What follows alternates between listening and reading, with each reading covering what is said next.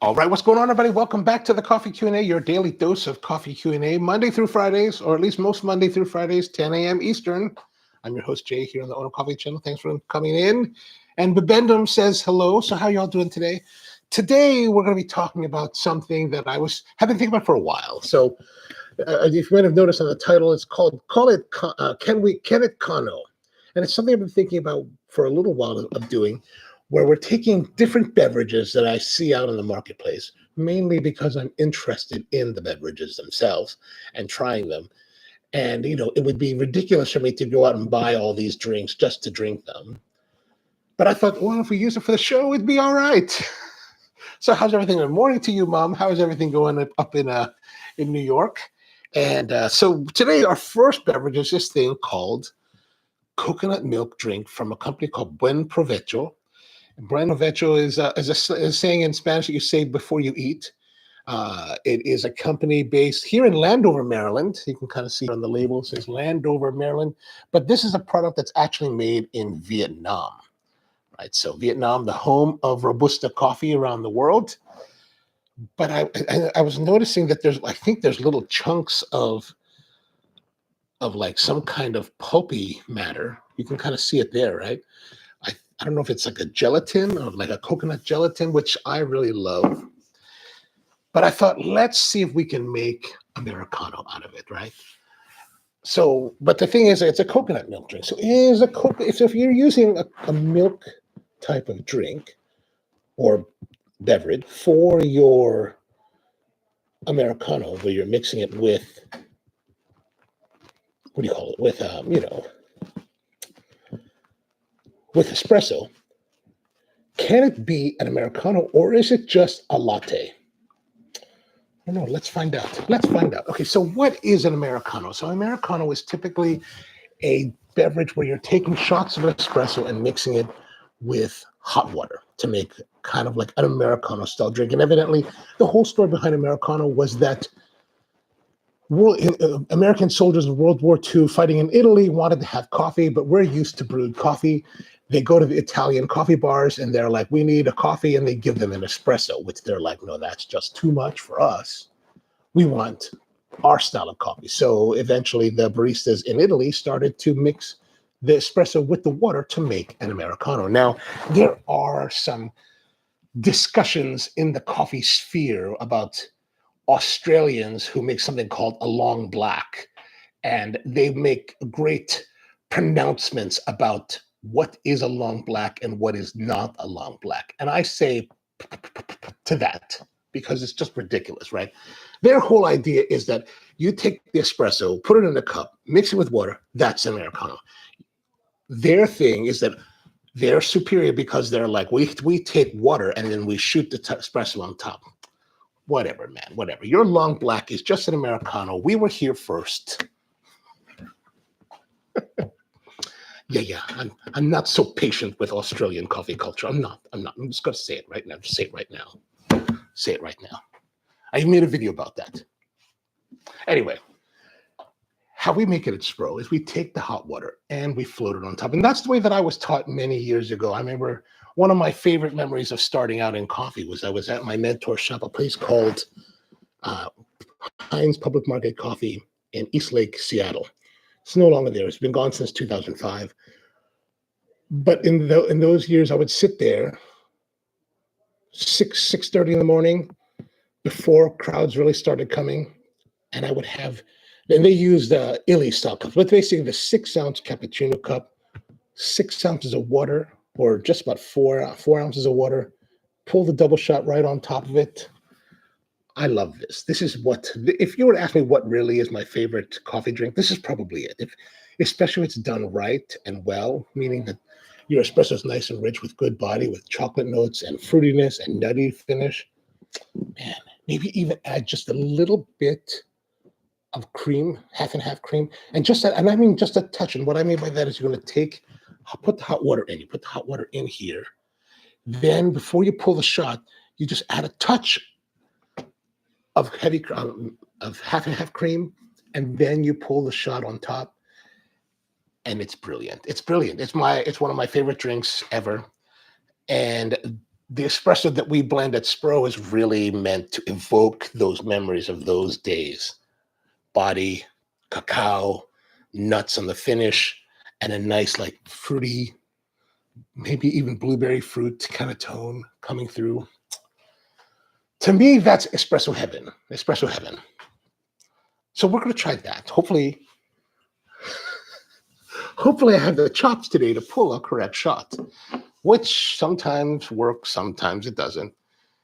So let's first taste to see what this drink is really about, because we want to know the base flavor. And let us get this nice glass here. Is this what we want to use? Is this the one? Oh yeah, this one first. All right, so we got our glass. We're going to open the bottle. So this, of course, is the Buen Provecho coconut milk drink. And I have it chilled. It is chilled. So as you can see, it looks like coconut milk. I mean, what is coconut milk? Coconuts that have been squeezed, you know. And there it is. I'm just curious to know what the flavor base is. What is the ingredients are so tiny. Peter says, I have 2 live thumbnails. One is not working. Oh, I'm not sure how that happened, Peter. I only put up one link that as far as I remember. My apologies that you had a hard time coming in and having that confusion. I'm not sure what's going on, but I will check when we're done. Dan, good morning to you as well.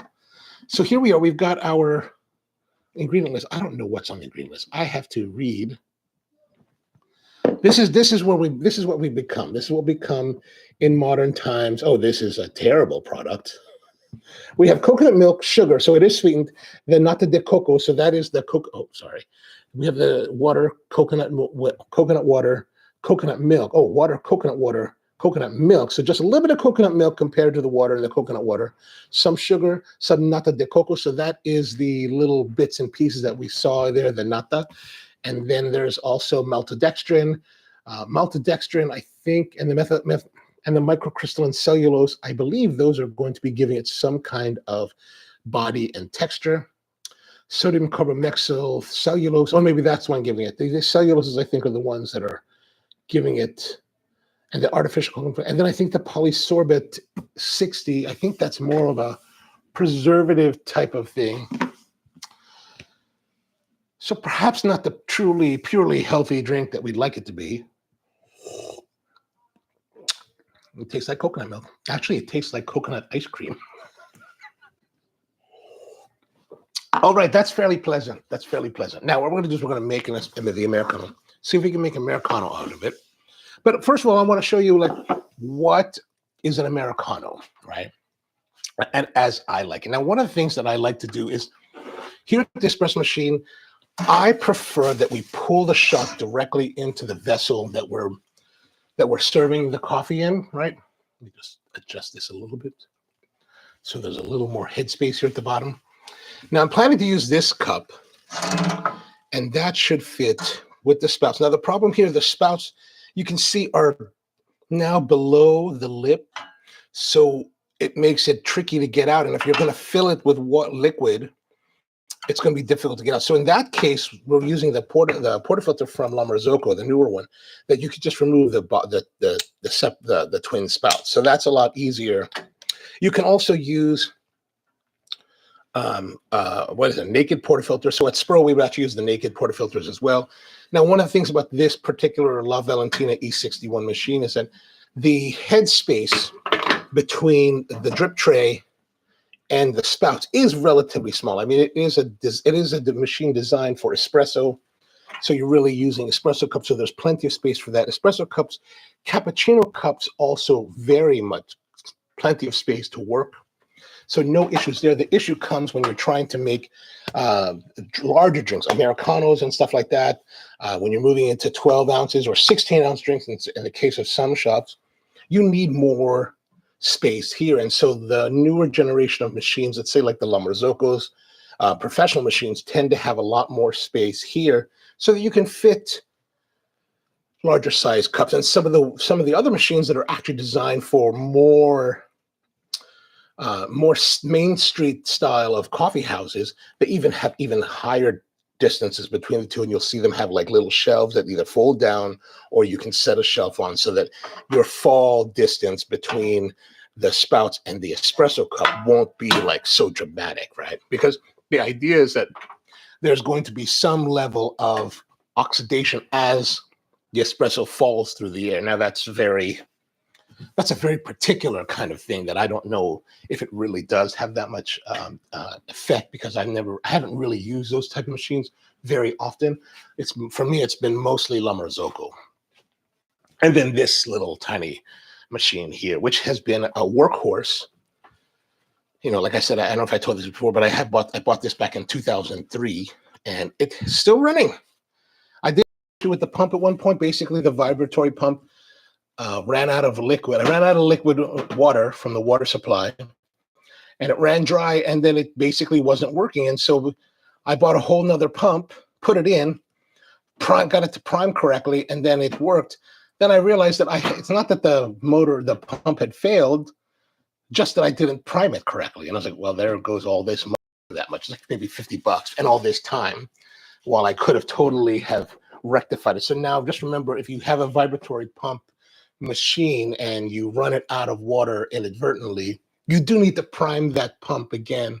Otherwise, it's just, I got so used to La Marzocco machines where they're using these big flow jet pumps with heavy motors, and you could basically, if you wanted to use it, you could take that hose, shove it in a 5-gallon water container, turn the machine on, and there's so much suction happening that it's just going to pull it out, right? You don't need to feed pressure to the pump. You can just pull it straight out. It's not the best thing for those pumps, but like it will work if you're really stuck. And I've been so used to that with remote installations. I was like, well, I guess it's broken. And what a mistake that was. All right, so let's get to making some espresso. We're going to get we got her all set up here. Everything's nice and preheated. Got our tampers all ready. And let's go in here. Portafilter. Oh, wrong button. Sorry. We're all set up here. And as you can see, the portafilter basket is wet and with extra particulates. We want to make sure that we keep that nice and dry and clean. So get in there with your bar towel, or, you know, if you're working in a professional environment, you want to make sure that you dedicate your towel to a purpose. If you're at the home environment, you can do whatever you want because it's only you drinking. And if you poison yourself, you're unlikely to sue yourself. Okay, so we're going to flush the machine, make sure that it's nice running hot. We got steam coming out because the boiler's nice and hot. We're going to go through that a little bit just to get rid of that extra steam because, you know, that's a little bit too hot for what we want to do. Good. Then we've got our Mazda Major Auto grinder here. We're going to grind up some coffee.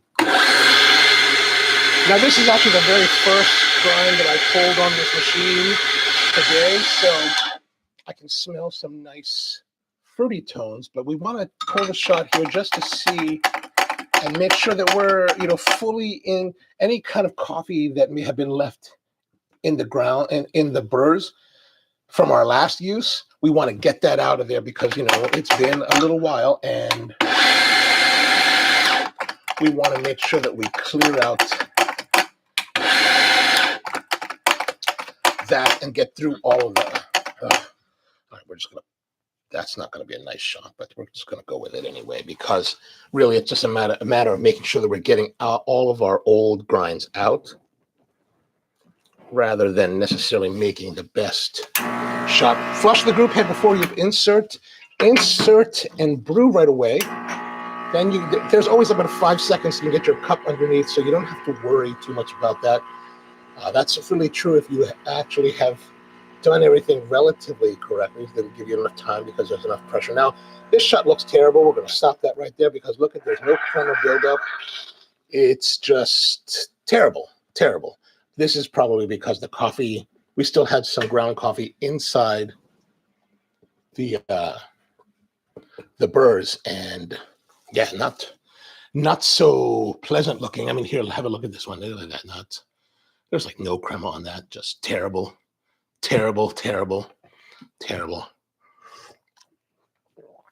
Here's some fruit. Oh man. If I served you that at a cafe, you walked in, you were like, who is this guy? this guy's a clown. I feel like, yeah, totally. Dan says, ever tried chilling balls for espresso? Only when I'm outside in the winter. No. Yeah, for the espresso, have I done it for espresso? No, I don't think I've done it for espresso, but we've used it. I did a video about the balls after they came out with that idea. And I actually talked to Dr. Uretzian in Zurich about it and got some more information from him. I made a video about it where we're just doing the. Well, maybe we were pulling. Were we pulling shots in that video? I think we were just brewing it. I rigged up a whole setup where you could, without having to buy the Paragon system. But, the truth of the matter is it looks all sciencey because you've got all this gadgetry happening and stuff that I kind of had around the shop. The only thing I went out and bought was the balls themselves. I went to Williams-Sonoma. They had for $30 for 2 of them, which is a bit pricey. But the amount that I saved by building or, hacking my own money out when I calculated all the cost of it, maybe $20. So it's like, what? If it's $150 and you cost you, if it's $150 to buy the Paragon and you spend $130 on all the stuff to kind of Frankenstein it, it's worth the $20 because it really is a cleaner build and presentation, right? Gus Mackey was showing it to me when we were in Portland, how it works. And it is a nicely done setup. I can't say anything bad about it. There's nothing to dislike about it. So, but with the pour over brewing, there was definitely a noticeable difference. You could tell that there was a difference between the two. Now the question becomes, is that applicable for a coffee house setting? It certainly is. If you're a home enthusiast, you could definitely implement that, and you don't have to worry about multiple shots or multiple cups of coffee. So at home, it's very easy. You just basically keep the balls in the freezer, pull them out when you're ready to go, put it in, pull the shot, or pour the coffee. And I think that when you keep them really cold, they're at least good for 2 pours, and you're only exposing the brew to the ball just for maybe 30% of the brew. So you actually pull it out of the brew path after a certain time or after a certain percentage of extraction, so that you can. There's a whole scientific thing about it. I don't really recall what the science is behind it, but it did make a difference. I said in the video, I think about if as implementation into a commercial environment. You then have to figure out how many coffees you intend to make or can make, because then now you have to stock up on the balls. You got to have a lot of balls to do this, right? And that's both figuratively and what's the other word? Figuratively and literally and figuratively, right? You have to have a lot of balls in the freezer, and then you got to have a lot of balls to actually execute it, because now you've got to manage the frozen balls with the hot balls, with cleaning your balls, because if you don't clean your balls, then it just causes more problems, right? So you have to clean the balls between uses and then refreeze them, but you can't put them in wet because then they get icy, and you don't want to have icy balls. So you have to dry your balls, and drying your balls is also very good. Don't put talcum powder because that just makes it worse. Then you put it back in the freezer, and then you have to manage that. And if you figure out that if that's worth it to you as an operator, cool. But at the home, yeah, why not? I would go for it. You could just, instead of spending the $150, you could just buy the balls. And in your case of making espresso, if you have a little tiny strainer basket, I think that's what we even used. You put the ball in the strainer basket. I put the ball in the basket, and then you pull the shot over it. And then after maybe, I don't know, 30 seconds, maybe 10 seconds, pull it out and taste it. I think you will find a difference. Now, they have metal balls that they're using, but you could probably use metal cubes. You could probably use those whiskey stones, anything that's cold. You could even use ice. The only problem with the only issue with the ice is that, of course, the ice melts. So you're going to have some dilution of your of your solution with the ice. But that might be worth trying first to see if you get positive results before you actually go and spend the money on the rest of the gear. Peter says lots of coconut with coffee drinks in Southeast Asia. I didn't have any. Or did I have any? I think in Bangkok I had some. Bangkok is really obsessed with something called the dirty coffee. Evidently, it's like, a play on the dirty coffees that they're making on the streets. So all the specialty coffee shops have their dirty. I went to a place called Sometimes I Feel. I thought they had the most interesting of the dirties because they take a ball of milk.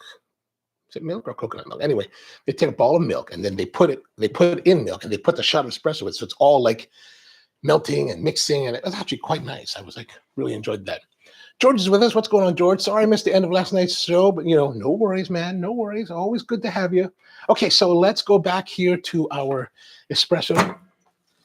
So the puck looks actually kind of dry. I'm surprised. Look at that thing. That is dry and kind of nice. So there might be some other issues with my pulling style. Yeah, look at that. That is fully kind of what we're looking for, but not what we're expecting.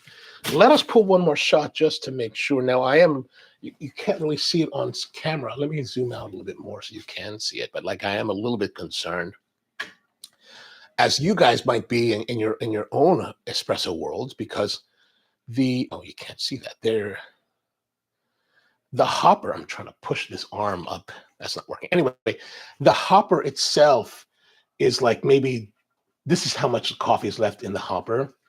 And and that should be plenty for what we're going to do today. But there is a part of me that's I'm a little bit concerned because, here's one of the differences with myself as a coffee operator is that we normally will have, 10, 15, 20, 30 pounds of coffee on hand at any time of the day or night. And we don't necessarily, I don't necessarily worry about running out, but if I'm and I realize that when people are at home, they're buying a pound of coffee at a time or 12 ounces or whatever it is, you just can't afford to be pulling a lot of test shots, right? You got to try to nail it as quick as you can because, quite literally your money is being burned right away. So we're kind of under that pressure here today.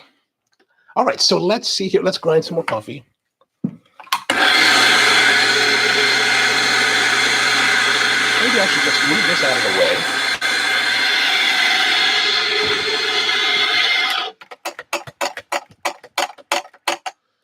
I'm hoping that it's really just a matter of we're not getting enough, where the coffee was just stale, right? That we were using in the last shot. So let's see.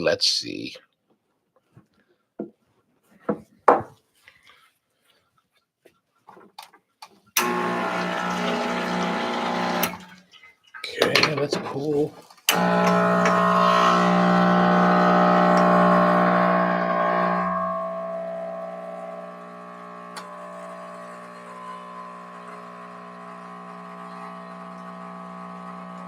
Oh my goodness, that's also another dismal failure of espresso. My God, look at that thing. What is that about? Very little crema. I think what we need to do probably is maybe we need to go now. We should definitely be far through the grinds. Maybe we're at a point where we need to go slightly finer to reduce the flow and get more extraction. Because here's yeah, there we go. Here's the shot. Terrible. From what you saw earlier, as it pulled, there wasn't much crema. Then more crema kind of emerged from the deep. Now it's dissipating because it's just a terrible, terrible, terrible espresso. But let's confirm that. Actually, no real body, but light, astringent, kind of sprightly. If you like light and bright coffee, not bad. But not what we're looking for in this particular espresso. So what we're going to do is we're going to make a slight change in the grind setting. Let us go here. Now you can kind of see. I pulled the grinder forward so you can see just a little bit of what we're doing here. So when you're adjusting your grind, like in this case, I'm going to go finer, right? So on this particular grinder, finer is this way, coarser is this way. When you're going coarser, you can adjust it with the grinder off because you're separating the distance of the burrs, right? But when you're going finer, you have to go tighter, which means, but there's already coffee in between the burrs that's just kind of sitting there. So those are, you could crush them if you just force hard enough, but really it just makes it more difficult for you. So if you turn the machine on and then adjust, it becomes a lot easier. And that's only a true or necessary when you're doing finer grinding rather than coarser grinding. Okay, so let's give that a try. Oh, man. We must be pretty close to the end of our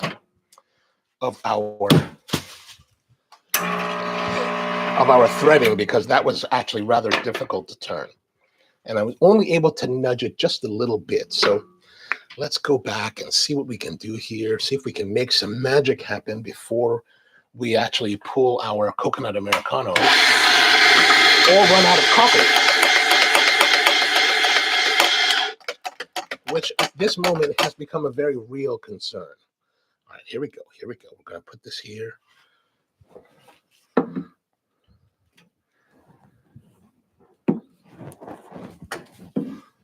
Okay, flip that out, clean it up. All right, come on, baby. Let us have something nice. Let us have something nice.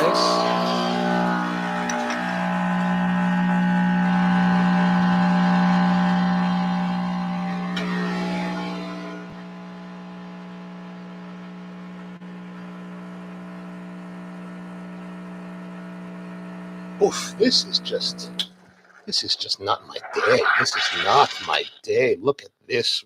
This is better, but it's still kind of, it's still kind of rubbish. Look, now we do have better crema, so that did help by putting the stuff there. You can see that it's a little bit over extracted by these two dots that looks like swirling like vortexes or perhaps galaxies that are going to collide. Peter says, dirty coffee and dirty chai. Oh, yeah, the dirties. I'm so fascinated by this dirty scene. I would like to go back and like explore more dirtiness. Explore more dirtiness in Bangkok. Such wonderful double entendres there, huh? Isn't it? George says, but regards, Peter. Comment, I also had a non-working thumbnail for today's show. Huh. My apologies on that. I don't know what that is there. The puck was nice, but the shot was not. And on my phone, the audio was totally out of sync. Oh gosh, my goodness. I'm not sure what's happening there. I did leave the machine running overnight, so I wonder if there's some kind of contributing factor to leaving the laptop running overnight. They say a hot cup holds and retains better. Well, I mean, these cups have been on top of the machine, so they're fairly warm. And this crema is actually pretty good. Look at this. I've been babbling on. It still has not broken. So, you know, it looked kind of sus as it came out, but perhaps it's going to be a Sigma shot.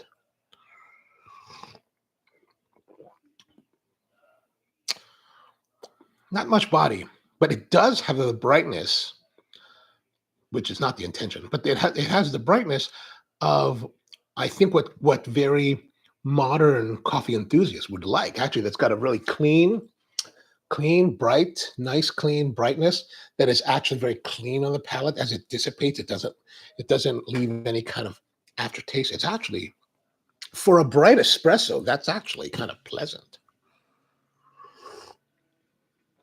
Perhaps we need a little bit more coffee, but let's go to our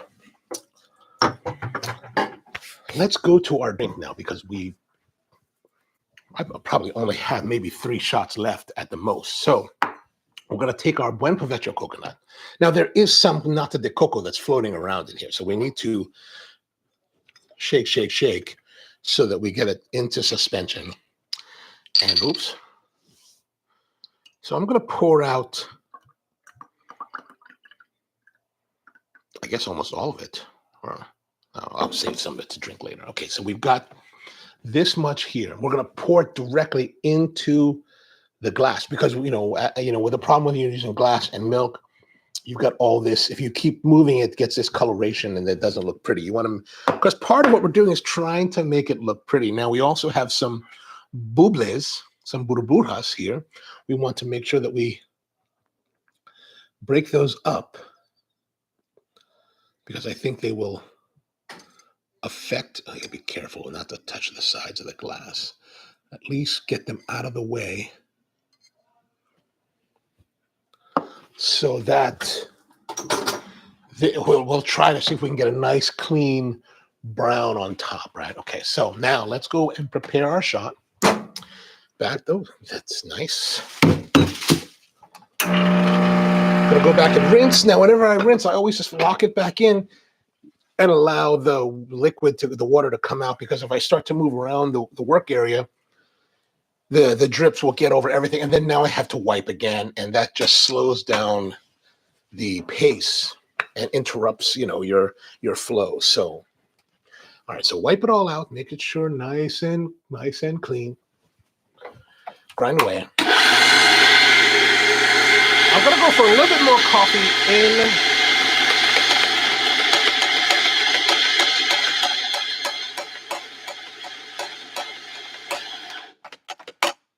Okay, there, we got a lot of coffee in here, so we're gonna try to get maximum amount, about 21 grams.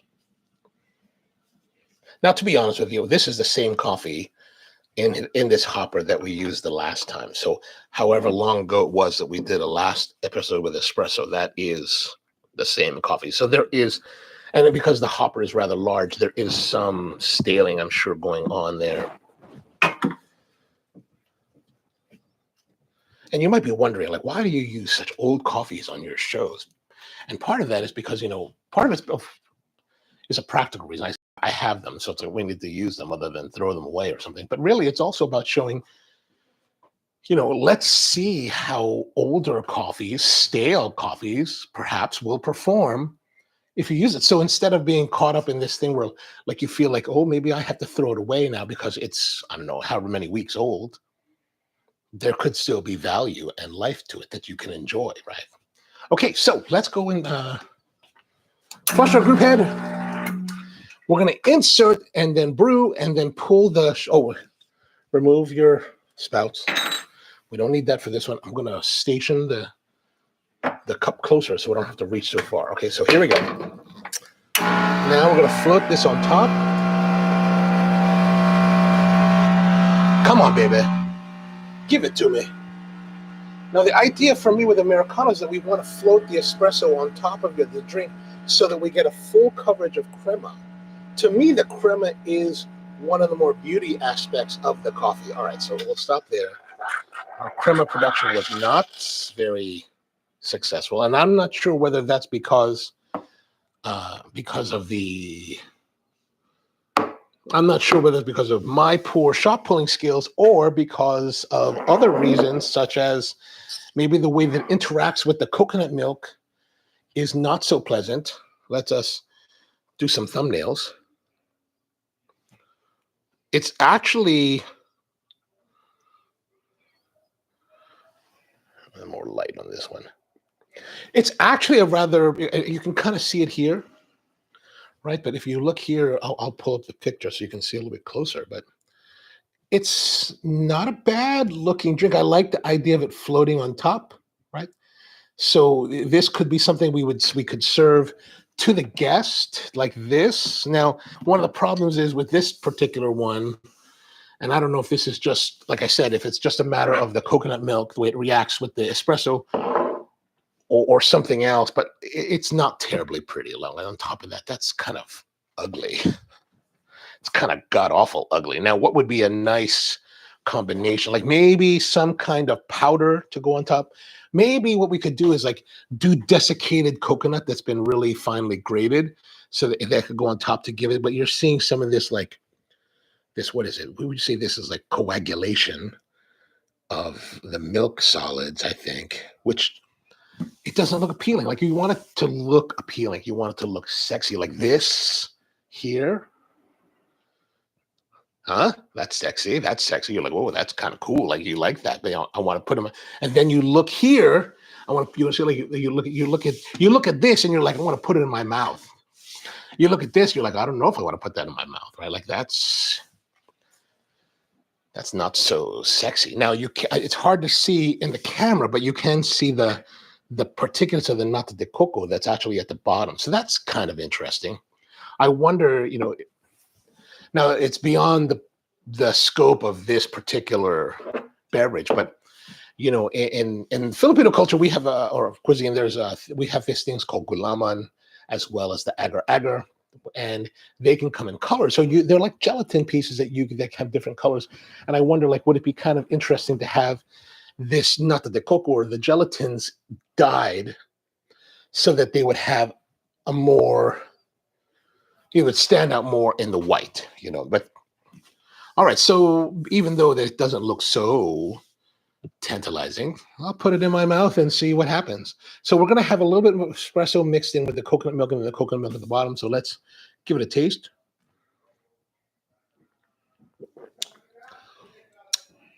I mean, the coconut milk is sweet, so this is actually a very pleasant flavor. Nice sweetness, nice coconut. The coconut is at this volume is a bit overwhelming to the espresso. So the espresso is not so pronounced, but I think that's because the espresso, like based on our last shot where it was much more bright and lighter on the body than it normally would be for probably staling reasons. It's a little bit more subdued in the coconut milk. I think that if the shot came out like it normally would, like it's intended to, with a little more cacao, a lot more body, some fruitiness, then I think you would have it would be a much different experience. All right, so you know what? You could drink it straight. I mean, I wonder, like maybe it's better to just drink it straight like this, so that you have that bright espresso, and then eventually we move into the coconut milk. Like here, I think visually it's still very pleasant and interesting. The problem that I have with coffee, that I hate the most about coffee, like it just makes me so irritated, is this brown, right? Like I could stir it, right, to combine it so we get a thorough combination with all the ingredients. But then it's brown, and just like I think the brown color as a culinary ingredient, I think the brown color of coffee is just a horrible, horrible thing. Like I constantly battle with it. Like it's like my biggest quest was for ice cream about many years ago. Where like I hate the brown with fierce intensity. How do we make coffee flavored ice cream that cannot be brown, that can be white, right? It could be the color of the cream. To me, that was like super important. Actually, I'm going to make a video about that one day.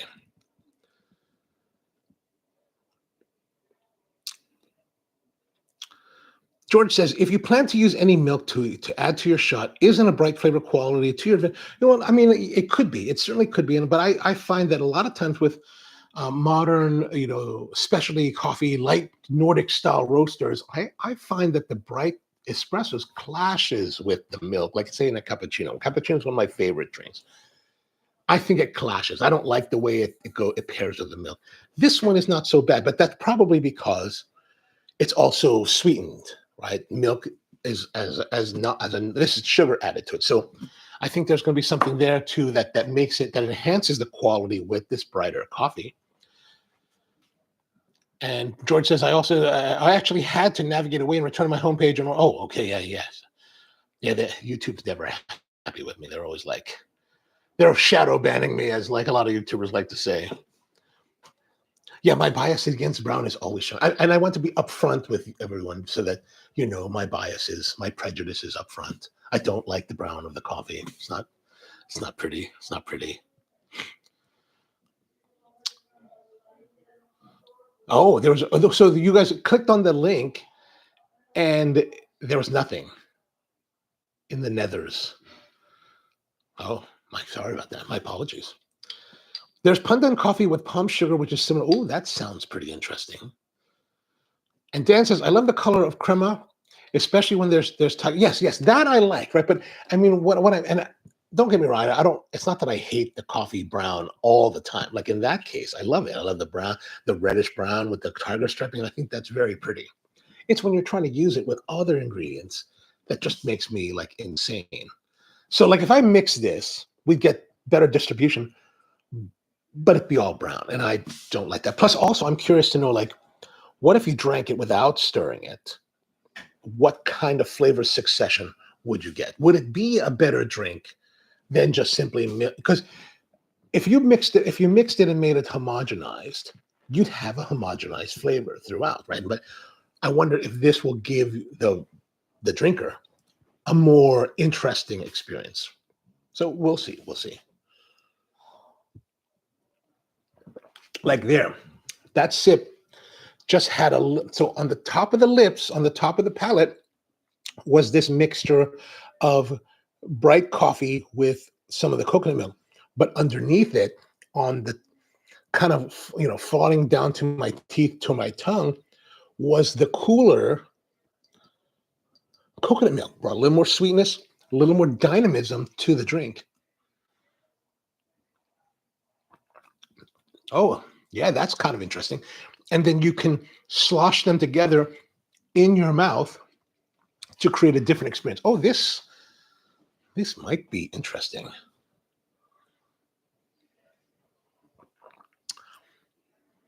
Oh, that's fairly good now. Like, again, not so pretty. But how many calories is this? 200 calories. How many servings is in it? I hope it's one serving per bottle. 200 calories. That's a lot of calories. This, what is this? 9.8 fluid ounce bottle, 200 calories. This is more calories than a 12-ounce can of Coca-Cola. That's kind of bad. It's kind of bad. Good thing I've started more diet drugs. Now just had a bit of the nata de coco. That's kind of fun. I think it might be more interesting if the nata can be suspended in the liquid. Because right now the nata is floating at the bottom, so you really have to tilt hard to get it. Now, and I'm trying not to do that, or you'd have to stir it to get to it, which could be something. I mean, you could let the guest stir, and as you can see here, some of the espresso has fallen to the bottom, as you can see by the brown at the bottom of the cup. So there is some, I guess it's happening more in the center, there is some distribution happening through the drink.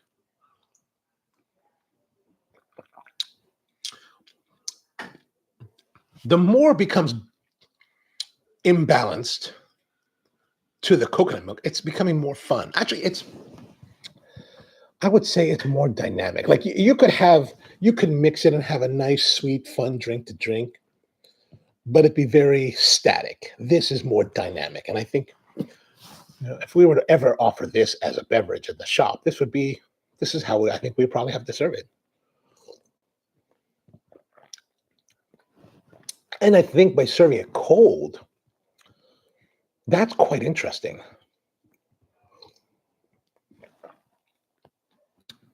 Like now I'm getting to the point where you can see here it's still floating on top, right? Whatever that is, that galaxy of maelstrom of nebula. It's getting more fun to drink because it's getting sweeter. And I'm getting more of the nata bits. There's something about Asian culture or Asian palates that like that, like gelatin, mochi, chewy bits and pieces. Like when I go to the frozen yogurt shops where you pump your own frozen yogurt, I only put one topping. And if they don't have this topping, I won't even go there. But the little mochi balls. So for me, original flavor, like the sour tarty yogurt with mochi balls, I would tear that up. Actually, I haven't done that all summer. I haven't done that since last year.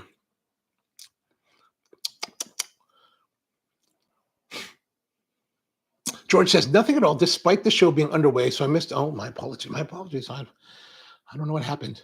Peter says, I will probably do live Only do live on Fridays. Time zone difference. Oh, yeah. I totally hear. Come join us on the replay. Just give us a comment. Let us know you're there so that we don't worry about you.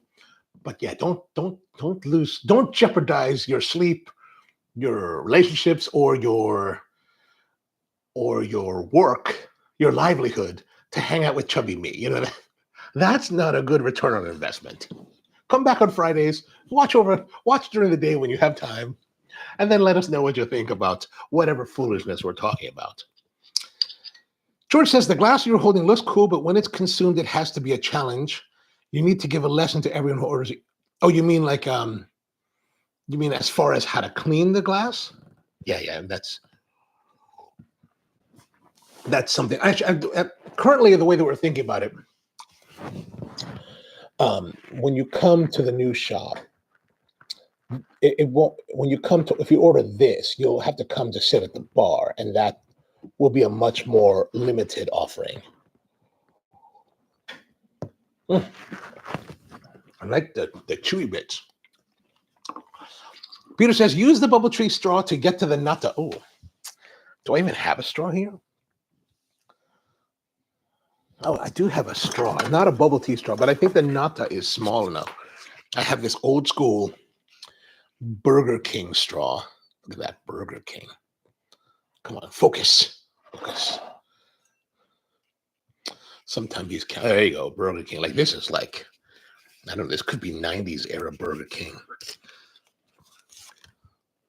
I don't know if you noticed that, but that's how I like to open my straws, right? We do paper straws at Spro, and we train everyone to open this way so that way you can pull it straight off like this, hold the paper wrapped straw, put it into the cup, and then we tend to serve it with the paper on so that people will be a little bit more, reassured that it's sanitary. Not that we don't wash our hands, but oh, that's not nice. So this particular straw it's too small really for the nata. The bubble tea would be better, but it's also pulling. Like at that time I was pulling from the bottom, so there is some espresso that had floated to the bottom, and it's pulling that instead of a mixture. That's not pleasant. That's not a nice way to go.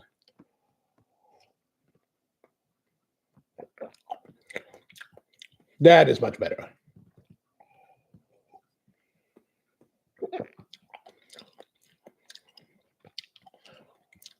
And then now, because the nata is not suspended, getting more nata now that they're at the end. So you're kind of, by going to the end of the drink in this manner, you're rewarded with more nata. It's like you start getting some nata, and it's a teaser. It's teasing you. It's not giving you all at one time. It's teasing you, and you're intrigued. You're interested. You want more. And then when you finally get to the bottom of the drink, it's like not delicious. Okay, that's kind of interesting. That's kind of an interesting beverage. Dan says when you nata make some think of natto. When you nata make some people think of natto, and now my mind wonders whether you ever combine the flavors of natto with coffee to good effect.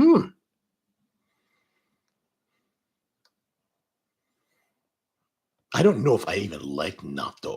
If you guys are not familiar with natto is a Japanese fermented soybean, and it's one of these things that are from different cultures. Different cultures of the world have these fermented stuff that are just like, when you're coming from the American palate, you're just kind of like, what in the world is that about? Like the stinky tofu, what is that about? Or that shark that they do in Iceland, or was it Finland, or whatever it is? I'm like, what in the world are these people eating, right? Natto is something like that, but it's wildly popular in Japan. Like the Japanese people love it. Like they eat it for breakfast with rice, and they take the natto. Natto is basically soybeans that have been fermented. When you get them and you eat them, right, you're eating them, and they're like coated in mucus with that kind of stringy stuff. You're like, oh my gosh. I don't think I've actually ever tried it. But that's an interesting thought. How would natto be with coffee? We might have to go and investigate. Next week, I'll be down in Bethesda, so I'm going to swing by the Japanese market and see what they have. I think they have little natto, like microwave natto.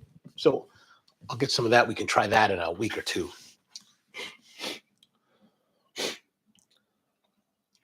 Yeah, Dan says that natto the yes, got it, absolutely. George asks, so the new shop will offer an experience where customers can sit down and interact. Yes, absolutely. That's not the actual main. The main thrust of the shop really is a carry-out window where we're going to serve nice quality brewed coffee. And I only mean like like a batch brew. Really, the idea is that we open the shop, open the service window so that people who are commuting to work in the morning can get great coffee and pastry and go to work, right? So that we're serving the commuter crowd. And hopefully the idea is that we have enough commuting customers that covers all of our expenses of the shop. And then we open the interior later in the day so that other guests who really want to have a deeper experience with coffee can come and have that. Peter says kombucha. Oh yeah, kombucha. I've been thinking about I think kombucha is weird personally, but I've tasted a few over the last couple of years, and I'm kind of like, I'm softening my stance on like kombucha is like a terrible thing. I've even thought about it. Maybe we should make our own kombucha. Sticky tofu. Yeah, the sticky tofu. I tried that when I was in Taichung in Taiwan. Oh, I think that's a little bit, that's pushing my wheelhouse hard. I mean, I'm not like, sticky tofu and natto to me are not like ampalaya, bitter melon. Like, I just won't eat that. I'm like, no, I've had that enough in my life that no, I will not eat any more of that. But stinky tofu I only had one, so I'm willing to try it again. Maybe I'll find more love for it in time. Dan says maybe try natto off air first, but I don't. No, I think the whole idea of doing it live is the discovery, right? The discovery is the interesting part. Like if I do it separately and then tell you about it, it's maybe not as fun, I don't know. We'll see. I mean, I know what natto is. I've seen it. I've seen people eat it. I just don't recall if I've ever eaten it, which it probably means that I did it because I would probably have a very strong memory or position on whether or not I do like it. And Peter says, I used to brew my own kombucha. I hear it's fairly simple to do. I'm just a little bit freaked out by that whole like, isn't there like a piece of mold that's kind of floating on top of it? But I don't know. Like I said before, like I've indicated before, as I get older, the more I realize that I don't know. I know less of what I'm talking about than I used to. So I'm open to trying just about anything at this point. All right. Well, that's it. I got to go deliver coffee now to one of our clients. They called me up yesterday. They're like, we need more coffee. Be right out. Be there tomorrow. So hope you're going to have a good weekend this weekend. And Peter, you can kind of hang out longer and you don't have to go to bed because tomorrow Saturday, or no, today. Yeah, tomorrow's Saturday. It's Friday night where you are, where you and Keone are. So good to see you guys. Yeah, you need to make that scoop. Scoby, that's right. Scoby or Scooby? Okay, and I need natto and rice. So natto, isn't there something?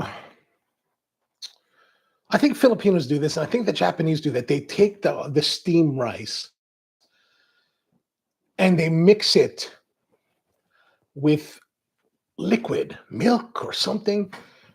Maybe the play here is natto, rice, and coffee. Oh, maybe espresso. And instead of like a beverage, it's eaten. I'm going to look more into that. All right, Peter, have a good night. Mom, good to see you. Dan, good to see you. George, it's good to see you as well. Also, scallions are good. Natto rice and shoyu. Oh, natto rice. Maybe natto rice, and instead of shoyu, it's the espresso. The espresso replaced the shoyu. And maybe there's a way to get a salty coffee that would mimic that saltiness of the shoyu. Like sometimes you pull some shots and they're very salty tasting. I wonder if that could be a possibility. And also scallions are good. That would be crazy. All right. And Peter says, don't eat it alone. Like century eggs, you need to pair it. I need to eat more century eggs too. I need more century eggs and more sticky tofu. Might as well try. Espresso will maybe a brewed coffee then. Maybe a brewed coffee. That could be maybe a heavier ratio brewed coffee. Could be. We'll see. We'll try. We're open to experimenting. That could be an interesting thing. Like if it actually becomes like a consumable product, like a chewable product, might be an interesting thing to offer. Green tea and natto. Oh, is that something that people do? I mean, it wouldn't surprise me. Like when I was at the Sakurai tea experience in Tokyo, the guys were brewing the gyokuro tea for me in the whatever, I forgot the name of the pot, and then what they would do is that they would take the brewed tea, put it in a little saucer, add a little bit of fresh yuzu, and you eat it. And it was actually really refreshing. And I'm trying to see if I can do that with coffee. Like I was asking Rusty to check on this for me while I was in Hawaii. Can you, because one of my friends in Nicaragua is involved with some kind of project where they actually make tea from the coffee leaves. So I'm wondering, like, can you take that coffee leaf tea and consume it? I imagine you could because you're making tea with it, but I wonder what I have to talk to you more about the processing of it. Like, do they steam it like you do with some teas, some green teas? I don't know. There's still a lot. Actually, what I should do, I've got a tree outside. I should just cut the leaves and try. Maybe that's what I'll work on doing. All right. That's for it. I hope you have a wonderful weekend. I have no idea what I'm doing. Oh, I was supposed to go to Denver, but I couldn't because I have this thing with the county I have to do. Oh, that's right. I have this thing with the county to do this afternoon. All right. Got to run. Good to see you guys. Have a wonderful weekend. Back again on Monday. We're going to continue with the It Cano series with another type of coconut drink. And this time that actually has that has the nata de coco suspended in it. So that could be kind of interesting. All right. So I hope you have a wonderful weekend and see you next time.